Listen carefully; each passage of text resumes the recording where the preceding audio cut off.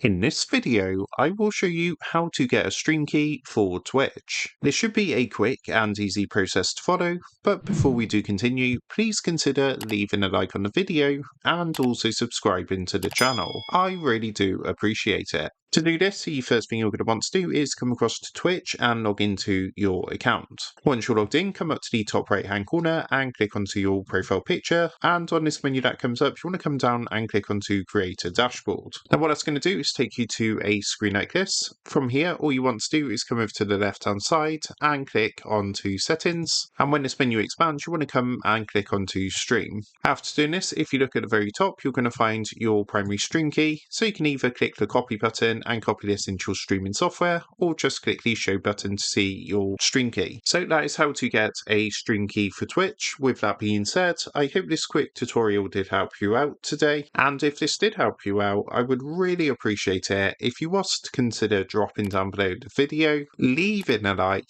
and also subscribing to the channel. With that being said, I just want to take a minute to thank you guys for watching this quick tutorial, and I will see you in the next video.